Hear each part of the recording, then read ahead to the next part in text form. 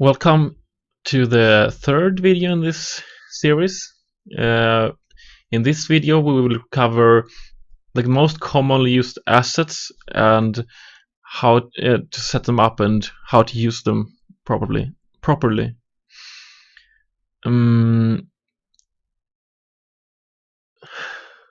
So you can find the previous videos in the description below, and they cover the intro and overview of the editor and how to finish a level and import a level and publish it. We'll also answer user questions that might be hard to answer in text. So if you have any questions or any suggestions, just let us know. You can reach us in the comment section below, or on Steam, or on Reddit, or actually any place like Twitter as well. So yeah, with that out of the way, let's start with an overview of the video. In this video we will cover a lot. We'll cover 16 enemies and we'll cover 11 other objects. Some of these objects are for the Defiance DLC only, but you will notice if you can't find them in the assets menu, you can't use them. But be aware, if you use these in your levels, then others won't be able, that don't have the DLC, won't be able to run the level.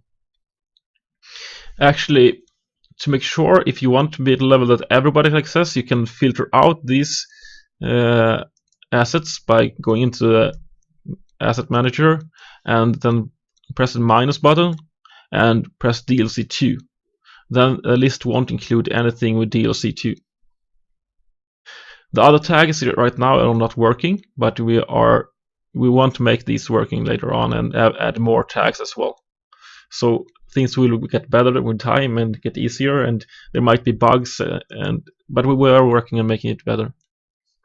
So with that out of the way, let's start with the first asset. Well, let's go over all the enemies first. So let's go with something simple. Let's add mine. So I prepared this test level. Let's just add mine. Let's add a couple of them. You can duplicate them freely. Oh. So let's play.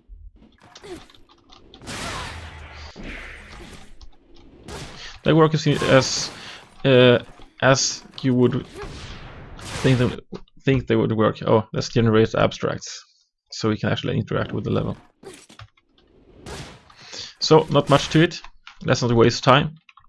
So next is let's hide this. Okay. Next is Guardian. The asset name for these are Guard Jumper. So Guard Jumper. Yes, they are supposed to be standing on a flat surface. You can actually place them in the air. Don't worry about this effect staying behind. You can place them in the air, but we recommend them, like, use them how player expect them to be used. The same goes for changing properties in them. If you don't change anything, they are exactly as they are in the rest of the game.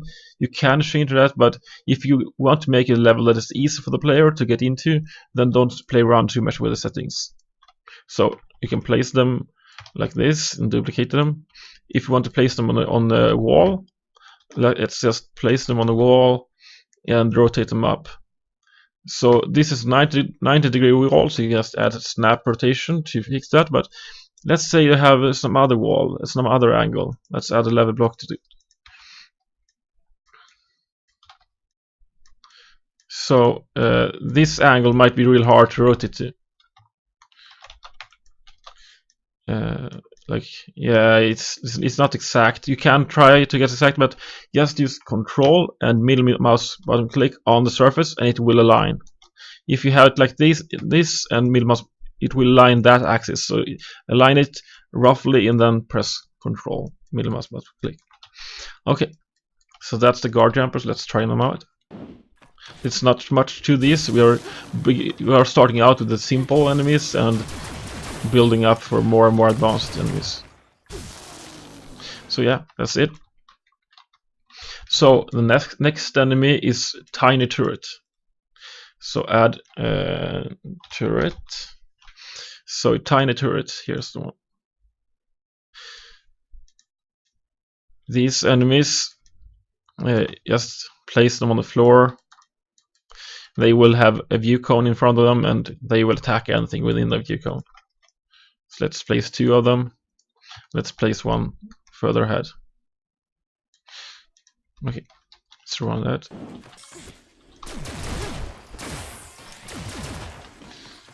So this will attack me. Do this. You see, they remove their shield when they see me and they attack me. Pretty simple. Okay, next let's add a strike turret. They are just named turret. Move them up and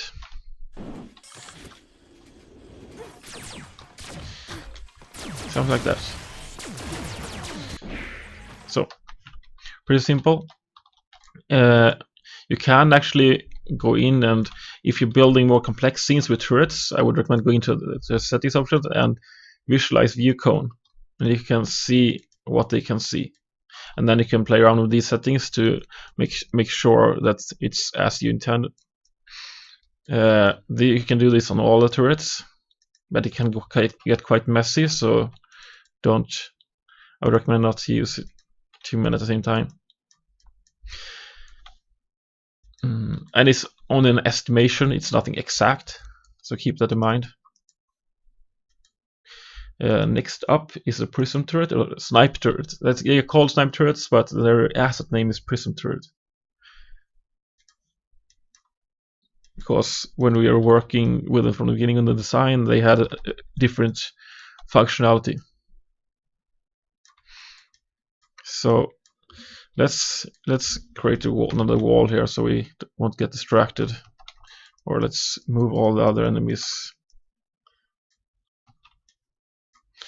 like that onto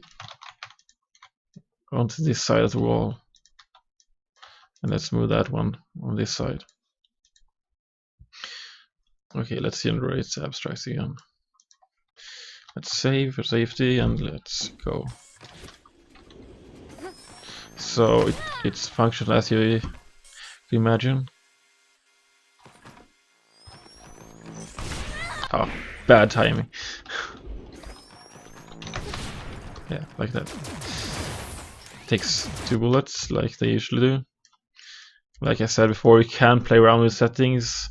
So this is, if you make this value higher, it will be easier to dodge them.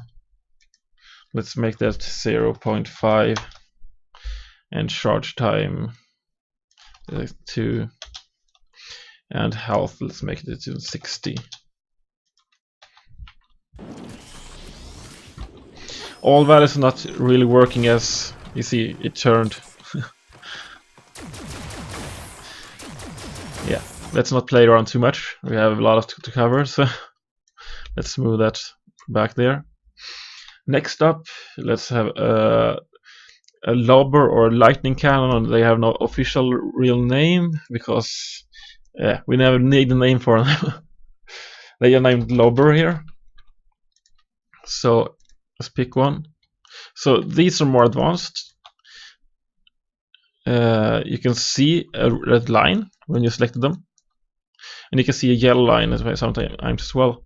This indicates where the shots will be fired. So you can see here going up and down.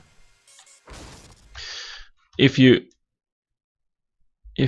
angle them, you can get an estimation of that trajectory. To get them to shoot further, you have to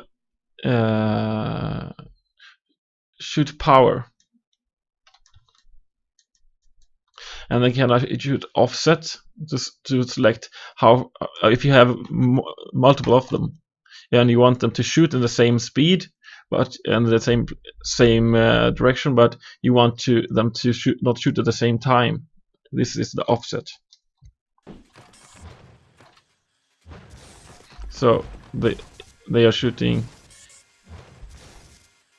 It's hard to tell really, but Let's angle them a little bit so we can hold shift. You can rotate them around the world axis instead.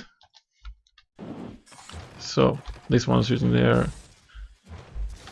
Yeah, you get it. You get the idea. You can play around with these values however you want. Okay, so next up is the drone hive. That's a very simple. So let's just add it. One. I don't think there's nothing special. It's have a view cone as normal, and it has a cooldown. One of these can only have 3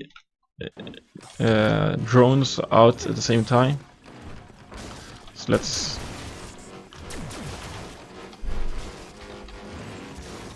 And that's the limitation.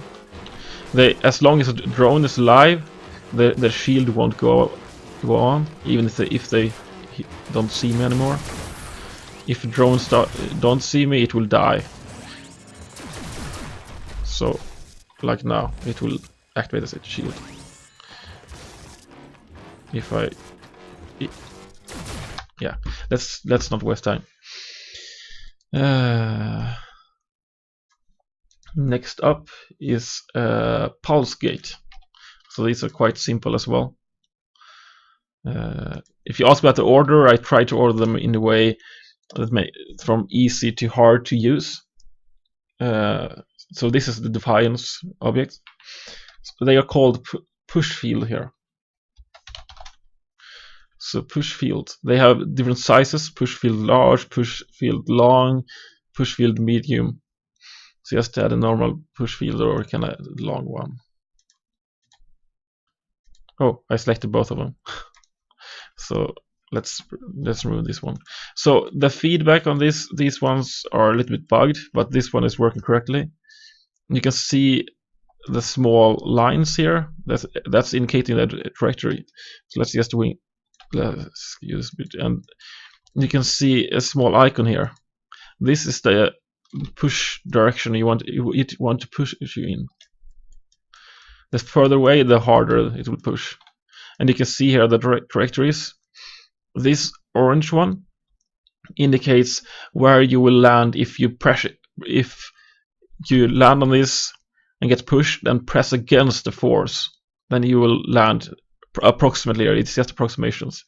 And if you press with the force, you will follow the green path, and otherwise the red path if you just let go of the controls. So here you can see the effect of the directionless input as well. It's so let's try this out. Oh, of course you're in the way.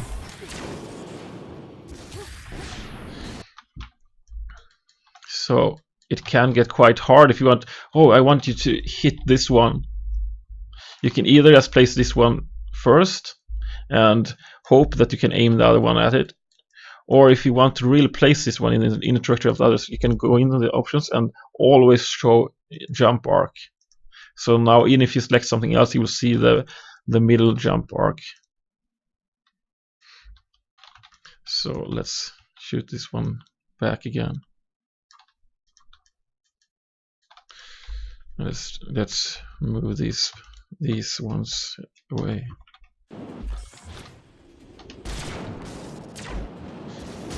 It's working, at least approximately. I don't think there is anything else you really need to know about them.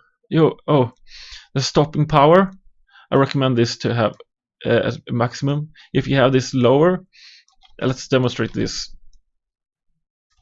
So we place one in the middle of the air here, and let's make it so it shoot either straight up or straight down again.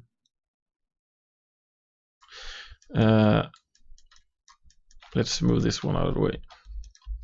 So now we have a maximum of 0 stopping power, 0 stop control, and yeah, center power. Let's ignore that for now.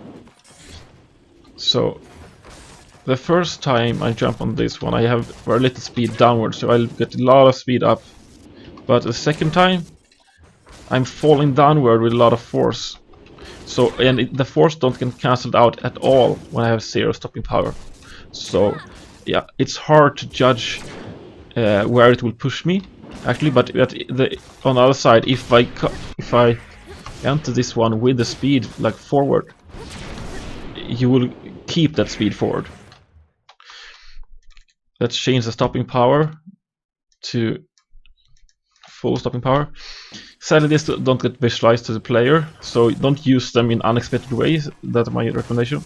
If you now go forward, you see that I'm pushed upward more, but I'm pushed the same height every time.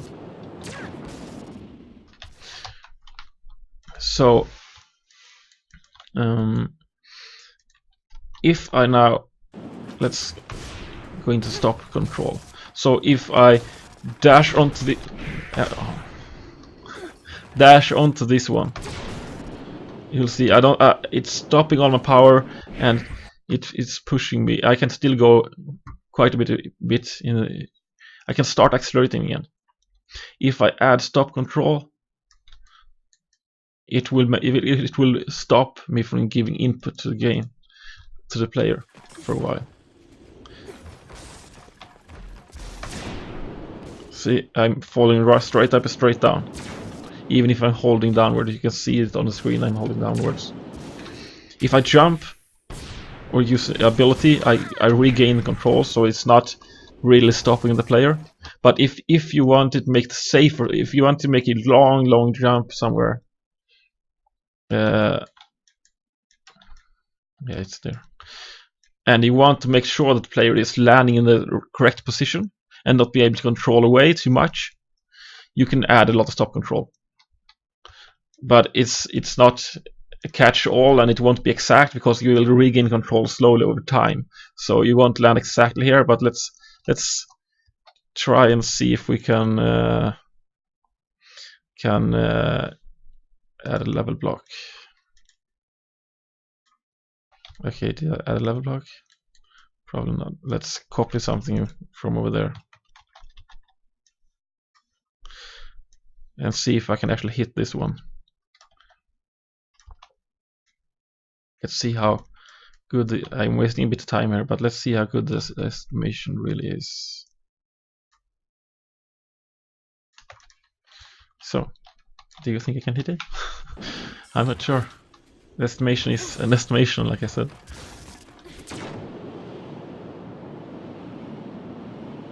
So this was pretty exact. I'm not holding any direction. So let's jump in and hold forward.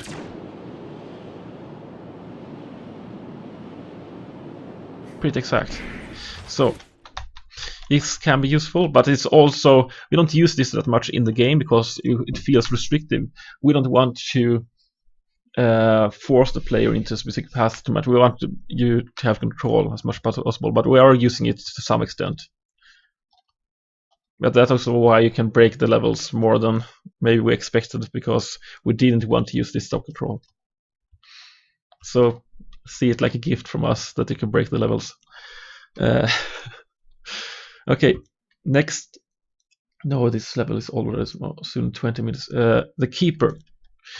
It's called goalkeeper here. It's just a weird name. So these are really useful as well, but we don't use them that much in game because we don't want to create artificial restrictions almost. So these are objects that will move in the player's path if they're within the trigger. So you can select this area, you can enter whatever value you want, and it will move into place whenever the player tries to move through this area, but only from the front side. The front side has the red dot, the back side has this large dot. So you can see now what happens if I try to go through here. It will block me. I probably didn't put the area good enough. Yeah, like that. I'll just double check and see if I actually... Yeah, I left the opening there. Okay. So that's the side of that object, how far it will move. So that's the keeper. Let's go to sweeper. Yeah, they have Nice name, Manor. So the sweeper, it's just named sweeper, not the others. These are objects that one is using. So let's add a sweeper to the floor here. Of course it's crashing. Let's hope that was just... I haven't broken anything.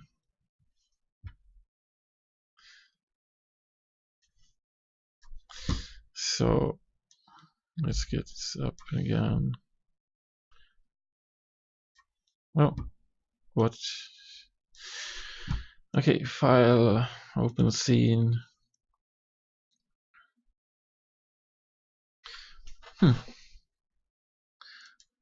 Is it this one? Yeah. So the name is weird. We might have a bug here in the saving system. I'll try to debug that as soon as possible. So this is an old version of this level, but it doesn't matter. Let's just delete this. So sweeper.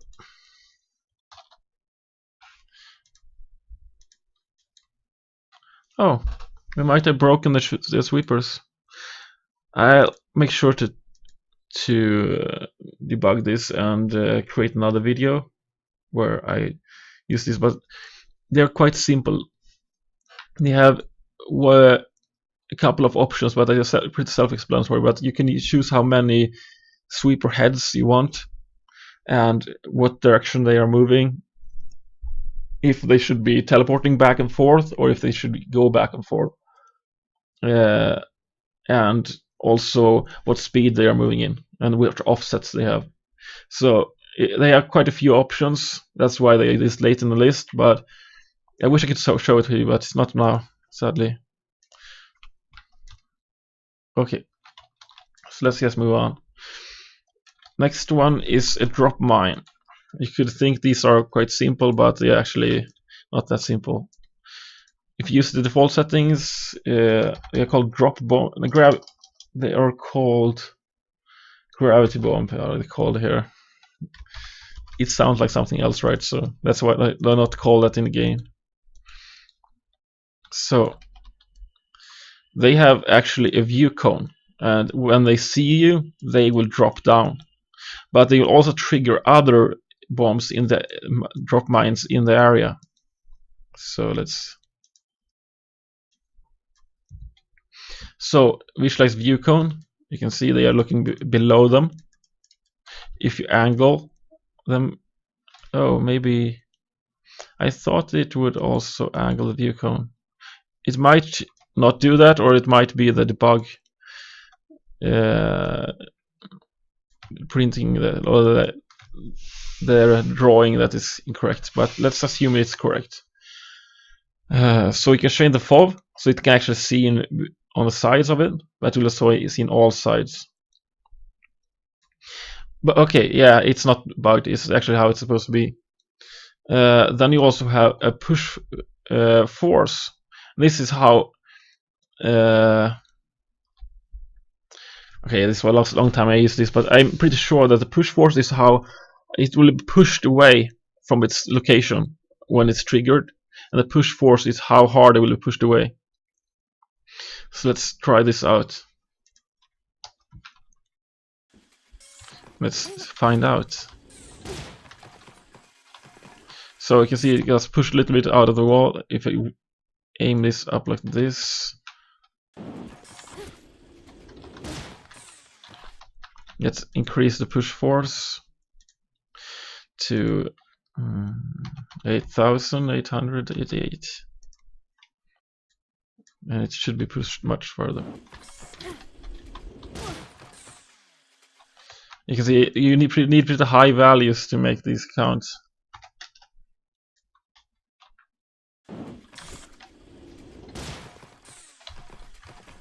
But yeah, it's hard. It's the more real physical values here, so real physics. So it's harder to adjust. And we don't have a prediction. This one is much older. Oh, it might actually also be because it's inside the wall.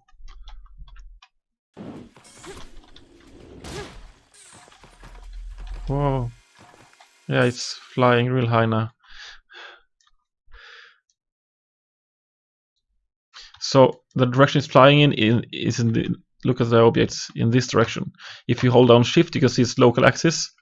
So it's flying in the blue axis, in the C axis. So now it will fly downwards.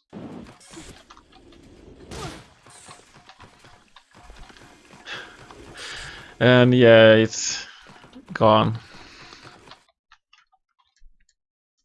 So yeah, that's the push force. So if you have multiple of these, let's create another one and let's make that FOV a lot smaller. So this one will not see almost anything. Let's increase the FOV for this one. So technically this one won't see anything, but this have an activation range that can I thought would be visualized, but apparently not. Or maybe it's a trigger range. One of these is when it's going to sense the player and explode, and one is how far it will trigger others. Let's take this. Oh, this is the view range. The explosion radius is probably close to the, okay, yeah, this is most likely when it will trigger others. So let's make this small. Sorry, I'm not used this not been using this in a long time, so now it will only trigger that one, right? So let's make this one larger. Now it will trigger the others. Yeah, you saw it trigger. Oh, also, if you walk within this trigger area as a player, it will notice you. So it can see even behind it with this. So be aware of that. I think it's using ray tracing, so you will be able to stand above. I'm not sure. Yeah, so it's not before it has vision of you. I walked inside that triggers range. Okay, they're quite advanced, and their uses is yeah, up to you to be creative, but okay, that's more time than I hoped. Let's go into hunters. This is called drones. Okay, let's slow the drone. So these ones will not go after you before they see you, but they are more options to them. That's very important, or you won't be, their default values won't do this. So you don't have to care about their view cone, but you can either tell them to stay in place. Let's begin with that. Now we will just hover there and wait until it sees the player. But they can actually also patrol. So if I display the patrol route, you won't see anything because it's very weird patrol route. It's the default one. So place an ending point and then place a starting point. So we now display patrol. You can see the distance it will move. And let's place it there. So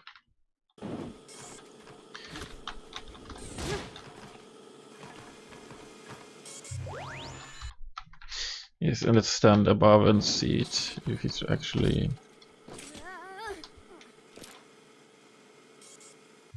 Oh, I need to hide the.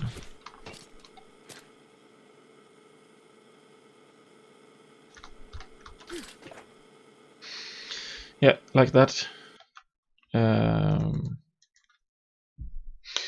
And this is more settings for the AI, but you don't need to change anything, know anything more than that. So now you know how to use those. Like this, if now it can't see its starting position. I'm pretty sure that that will affect. Apparently not. It's affected, but it will behave weird. So use them with care. So if you move the whole level section with one of those in, you will have to replace its starting positions, its patrol points. Okay, this video is dragging out. Sorry, I'm mentioning that a lot as well. Next up is Pulse Core. is called push orb. Push orb. So these are from Defiance as well. So these settings are, they have a patrol path as well. They need one to work. So add a target position. Now you can see a red dot. This is the control path. It'll move from red to white. So it will turn back when it reaches white. And if you place this one like this, it will actually start there. So if you place it close to the end, so it will find the closest position and start there. If you want it to go in the circle, just duplicate and put one position close to the start, the ending position close to the start. Now it will move in a circle. If you want to move the other direction, you have to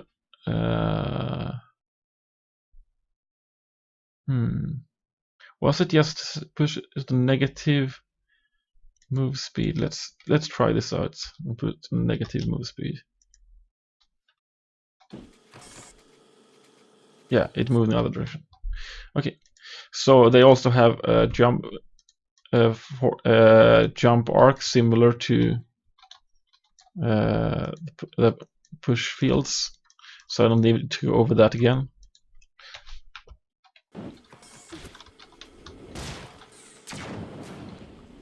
So that's it. Oh, did it disappear? I never. Oh, apparently don't use negative. Okay, how do you make them go the other way? I'm not sure. But don't use a negative. Yeah, I guess you have to build the path the other direction. Don't use negative speed.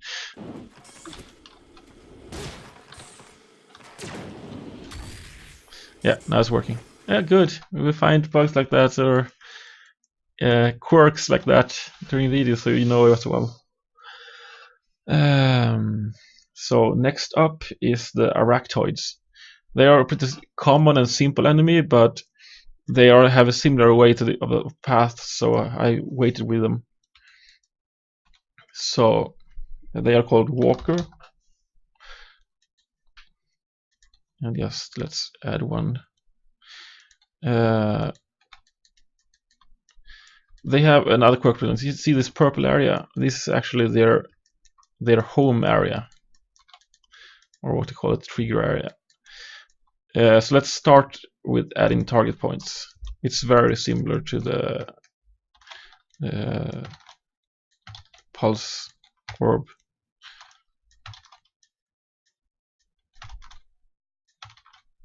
But if you can show how they interact with pulse orbs as well, if you want as well. So yeah, that's actually pretty far away. But let's start with that.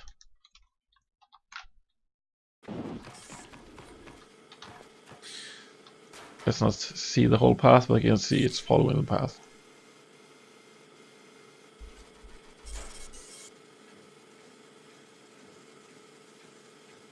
Let's see if it collides with the pulse. Yeah, you can see it gets pushed by that. Okay.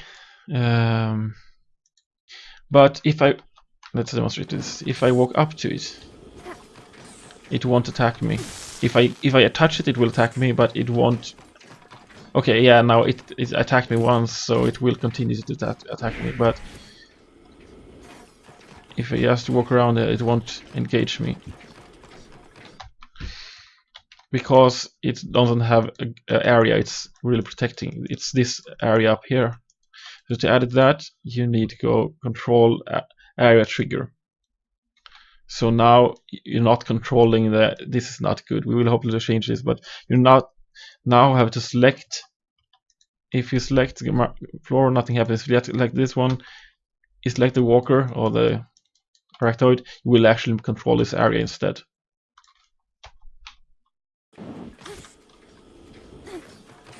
Now you see it attack me as soon as I enter that area. If I leave the area, I will go back to patrolling. Normally you place this in a logical way so that the player can figure out this area or understand it without actually seeing it. So on the cover a whole platform or something similar like that, or have a line that looks like it won't walk over. You can do it however you want with it, really. I can probably cover one more thing with them. So now there's a wall.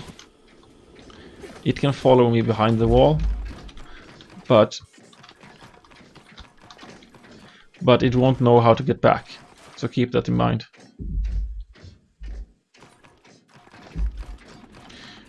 And it actually has a line of sight. So if it can't see me and walk into its area, it won't attack me until it sees me. Okay. Quirks, yeah. Observer. This one is a bit more. So let's demonstrate this with some turrets. Let's remove this one.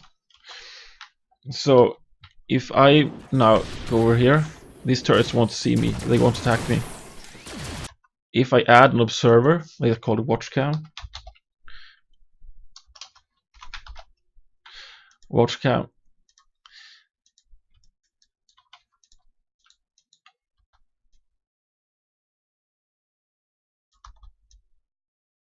Oh, is it looking in the other direction? No. Okay, it's a little bit bugged there, but you can see its line of sight. Approximately, this is actually not super correct, but now if this one sees me, it will message other objects around it, other enemies. But show notification area. This is how you can actually select who's notify. This is in local space, so if you move the camera, it will move this one as well. So let's scale this down. So now now everyone except this one turret will be notified when I'm entering its guard area.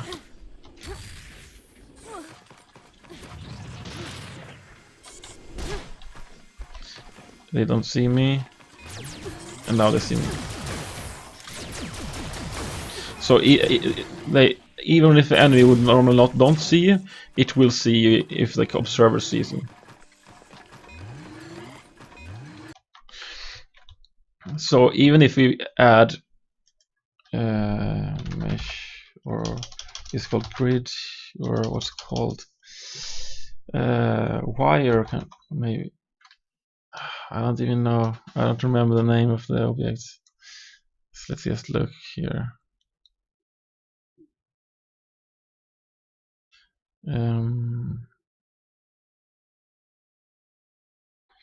Oh, this video is getting long. I hopefully get the time to add annotations so you can skip parts you're not interested in. But it will take more time.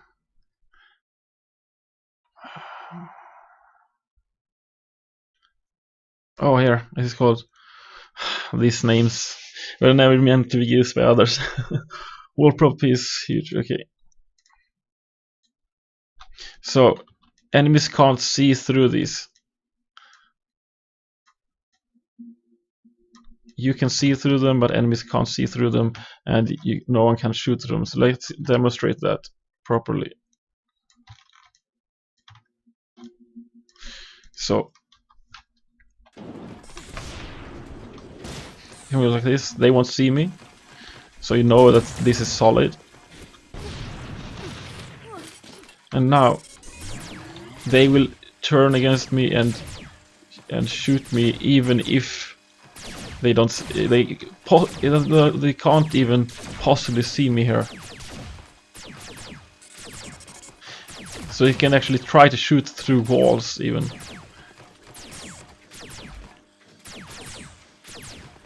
But like you see, this turret, it's not shooting anything. It's just know where I am, so it's waiting. all turrets don't have the same AI, so they won't behave the same. But yeah. So these are quite powerful. Let's add the last enemy type, a mine lobber. They are actually called bomb lobber. So let's add one here. They are similar to the other lobbers, but they are shooting bombs. They have quite a lot of settings, but this is a force that will push the bomb in. And you can see the prediction is blue and then it turns red. This is where the bomb will activate. You can change this by arm time. This is the time it takes for the bomb to arm. So if you want it to arm before hitting the ground or after, it's up to you. Let's add this to 150. So now it will shoot at the other side. Let's increase it a little bit, like that. And you will see it will arm in the middle of the air. Let's add the arm time so it doesn't arm before it hits the ground a little bit further. And pool size is how many bombs it can be active at the same time. And the lifetime is how long the bomb will live. So it will live approximately 2 seconds further than hitting the ground. And the shoot interval is how often it will shoot. So you can see a lifetime of 2 and shooting each 30 seconds. It should work out. But you can actually set a lower pool size to make it shoot, example, 2 bombs with a short interval. Let's just start out here. One thing you will notice in the beginning is that it's not shooting anything. Not even now when I enter the watch camera, it's shooting. Because these don't have eyes. So you have to place a watch camera to to make it see. They will not see on their own. That's why I covered them after watch cameras. So now you will see a bomb thrown out. You saw it arming after hitting the ground. And you see shooting in regular intervals. So let's change the shoot interval to 1 second. Now I will shoot 2 bombs short and wait until the bombs explode so it can shoot again. Because of the pool size.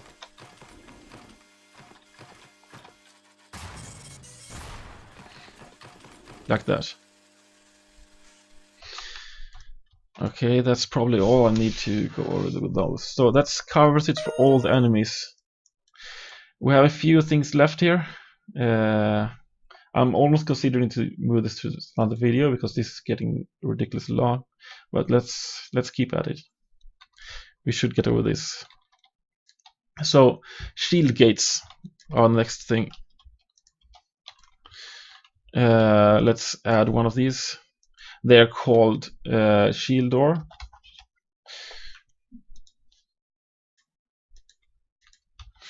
We only used these in the normal levels in the tutorial to teach you how to charge shots, but they were actually used more in Defiance DLC as well. So no matter how much you shoot at them, they will not disappear until you shoot something with high enough damage, and then it goes through and it disappears permanently. So there's actually more to them. This one has a health, 1 health. As soon as it takes damage, it's disappearing, and it absorbs 20 damage. So it won't receive any damage unless the damage is higher than 20, and that's how you make it disappear on the blue shots only. But let's take that absorption to 0, and let's make it 50 health. Now we'll be able to. Oh, I forgot to check. It has a regen of -1, so it's not regening, and the respawn time. Let's respawn it after 3 seconds.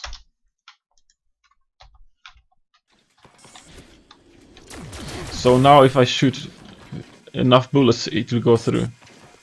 But 1 won't go through. But I can shoot slowly like this, and it will go through. Other way is to add, let's increase the health and add a region. This is HP per second. So let's make it like sound like this. Oh. So now if I'm shooting as fast as I can, I don't even know if it will go through. I might have to use charge shot as well. So it's not even working like that. Let's lower the HP. But you can, like that, put a constraint on how much you need to, well, your damage output to be able to go through it.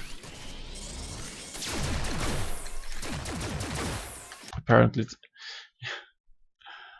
I need to out damage. Oh, I need to out damage. It is quite high value. Let's go with this. Sorry, this is taking more time. I just want to demonstrate this feature. So normal shots can actually go through it. I don't remember the number for normal shots.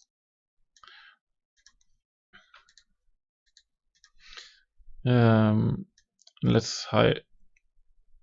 So now it won't die on normal shots. One full mag, I think. And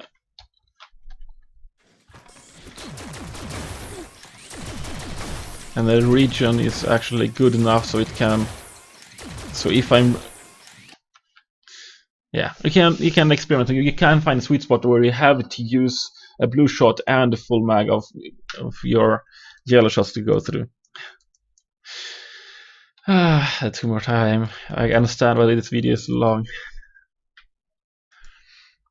So add blue shields. These are shield barriers. Let's create a large one. These ones are too puny. So these are very similar to the blue shields. Actually, I think they are almost identical. It's just a different shape on them, and they are used in different ways normally. These are used. Enemies can actually see through these shields and shoot through them. So, but my shots won't go through. These are used in the Defiance DLC, so I have to use charge shot to actually kill it. It's not taking down anything else. So this forces me to take down the enemy. I need to use a charge shot. Unlike these, I think they can't get hurt by enemy bullets. This is probably not intentional, but enemies can see through. Oh, it's not killing it either. That's good. Maybe just change team here. Then the enemies will damage it. It can't even see. Okay, so it will damage it. Yeah. I actually wonder if you can probably set it to the player's team and the player won't damage it. So yeah, you can play around with it. Not many things left now. Let's add a checkpoint. Yeah, that's very simple. But there's actually more to the checkpoints than you might think at first. So all checkpoints have 2 things you need to set. One is the select spawn position. So select the position close to the checkpoint. You can select it farther away if you want. So let's spawn over here. And then store camera direction. This is the direction the player will face when respawning. So you place the camera where you want it and then press the store camera direction. So now I take a checkpoint and respawn. I will spawn here. That's quite simple. It also has a trigger area on where you can be to activate it. You can write larger values here if you want to. So now it will activate immediately as soon as I end. You can see on light pillar when it activates. Yeah, it's like a teleporter. Okay, one last item.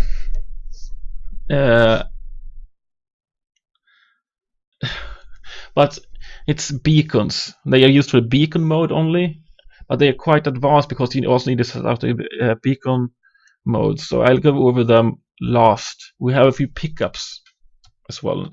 Let's add all of them here. So it's if you sort of pack is the energy pack, life pack, med pack.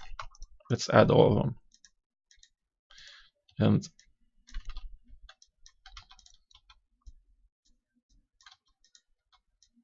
so you're familiar with these from the game, you can see the properties is quite logical. These actually gives you a number of lives. So let's put this to 5. Unlike the normal game, these won't add to your permanent life cap. It'll just add. Maybe it's just doing that when playing in the actual levels, not in the editor.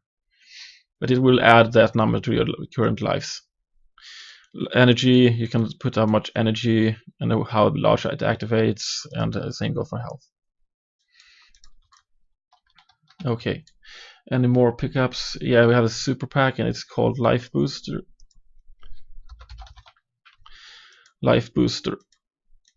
I don't even know how this works if you change them in the editor, but it actually gives you up to a certain number of lives when you enter them. This is Defiance only, so you can see, and it will disappear if I have more lives than it can give. Okay, and deployable checkpoints. So checkpoint pickup, that's the deployable checkpoint.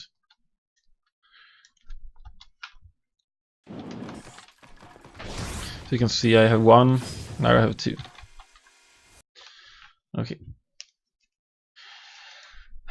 So now is the big question if we should cover the beacons, but I think we should. It's not that advanced. Okay, actually, one part of it is advanced, but let's just add challenge gate or the name. Let's challenge gate. So this is what it looks like. Just add a couple. It's not important now how many, but you see I added 3. You can't see anything down there. If you put on a game mode that supports they will spawn and they will count how many there are.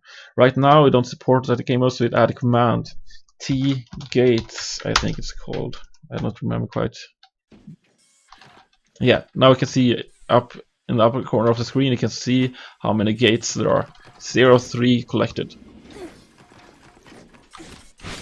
So 1, 2, 3, but that's not all of it. There's one more thing. We need a goal.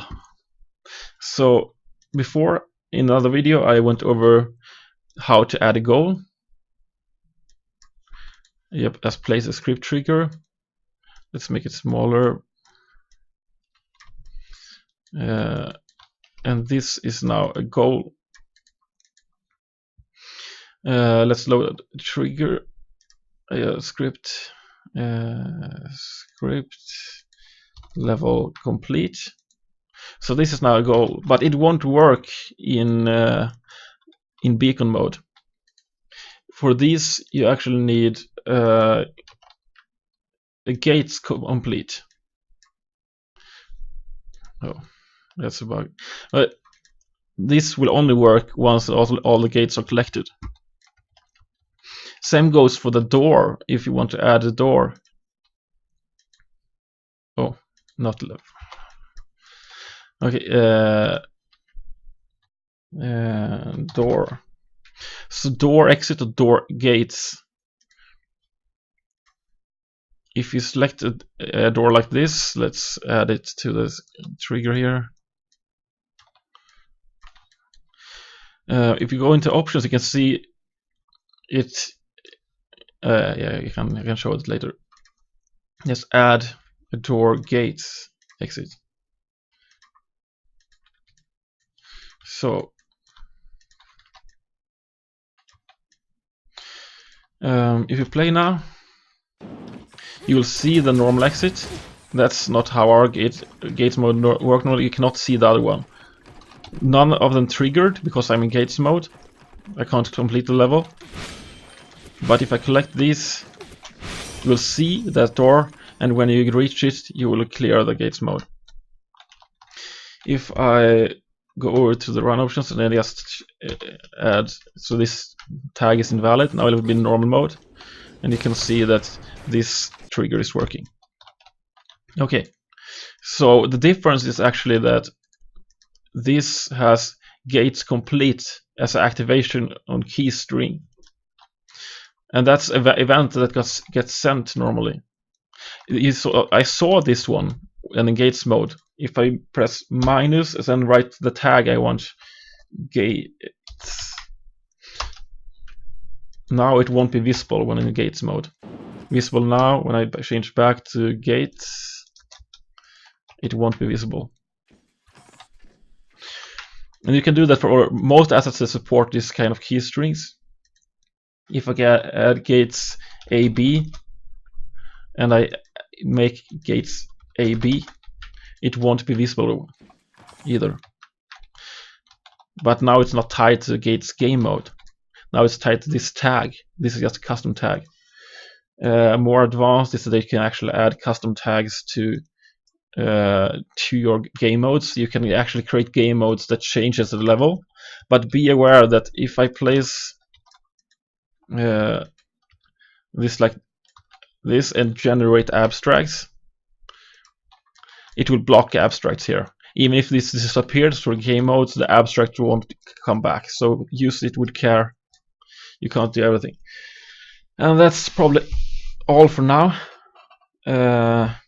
This last part was pretty advanced, and hope you catch on. If not, it's not a big problem. Just stay away from gates mode for now, and ask questions about it if you want to know. This was a pretty long video. Next video I'm making will be about hotkeys, the actions, tools, and tips and tricks for the editor. How to build levels easier and quicker. Hope it was useful, and yeah, give us feedback. Until next time, bye.